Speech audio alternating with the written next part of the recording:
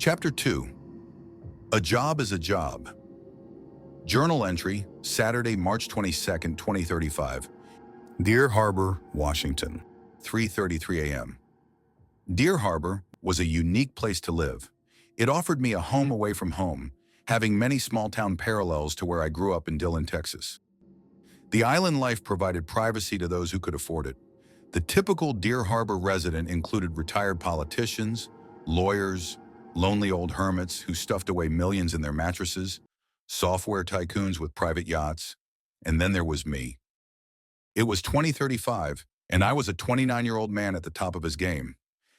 I had been a programmer for several years and risen steadily through the ranks. Somehow, I managed to land a stay-at-home job making six figures.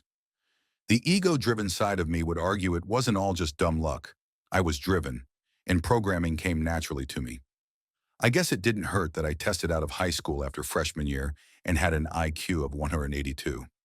After testing out, I didn't do much. My high IQ didn't necessarily equal a high level of ambition. My early love of computers and video games brought out my natural ability for coding, and it became the easiest way for me to make money without feeling like I was actually working. I purchased a small but lovely home in Deer Harbor in my early 20s. Life, it seemed, was my oyster, complete with a little silver fork and delicious sauces to accompany it. Rarely do I want for anything. My big break came when I landed an independent contractor gig with the NSA, working in their Signet cryptology division. My job was simple, for a guy like me anyway. I received a slice of code, which was part of a more extensive code. After I decrypted the code, I was to re-encrypt it using a proprietary system that only the NSA could then reverse translate. I was never told where the code came from or where it was going. It was a cushy gig that paid well. I learned never to question a hand that's feeding you, and if that hand is feeding you beluga caviar and flutes of Veuve Clicquot, you keep your mouth full and therefore shut.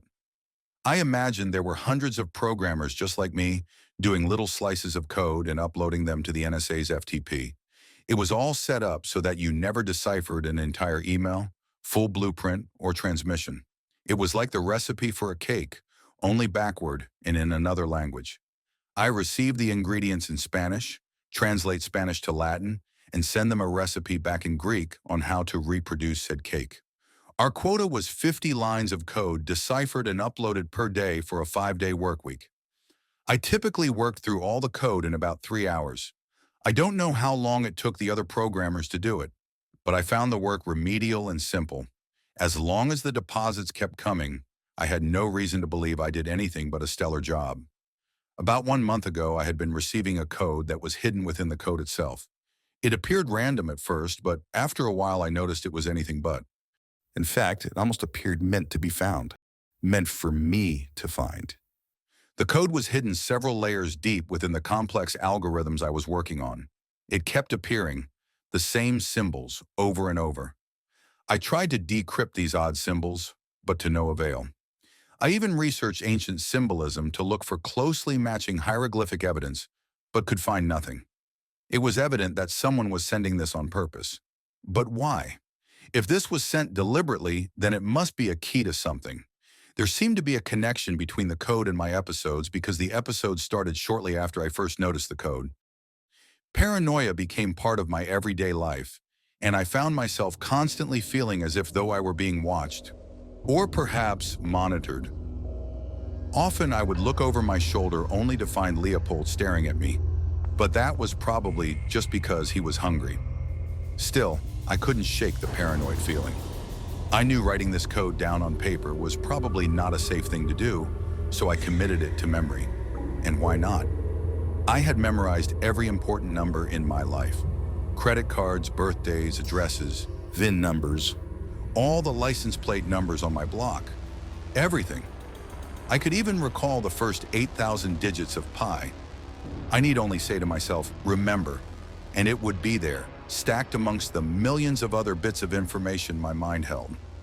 To me, the human brain was much like a computer program itself, full of neurons that acted like code traveling down synapses, forming highways of links that shaped our thoughts and kept our memories. I think what made me not only a good programmer, but a great one, is that I had learned or maybe I just instinctively knew, how to program my own mind. Some people build computers from scratch, buying all the parts separately and then putting them together to create the ultimate processing beast. I was able to do that with my brain. I was the architect of my consciousness, the conductor of the symphony of my reality. Sometimes, however, I found it burdensome, this ability to remember everything. Because along with the faculty of memorizing benign information came the unwanted deposit of bad information that I could not forget. No matter how hard I tried, I could not forget every detail of the day my father had left us. It played over and over in my mind, often obsessively.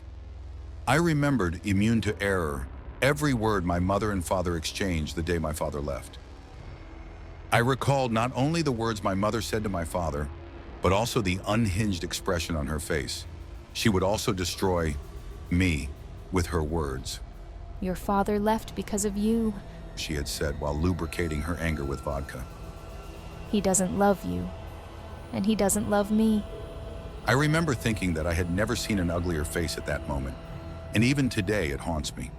My brother Bill had only received adoration and favor from my mother. I have spent my transition into adulthood carrying a heavy sack of questions which only increased its burden upon my shoulder over time. The code was a small but valuable distraction from my negative thoughts. Whatever this code was or wasn't, I was grateful for the mystery of it.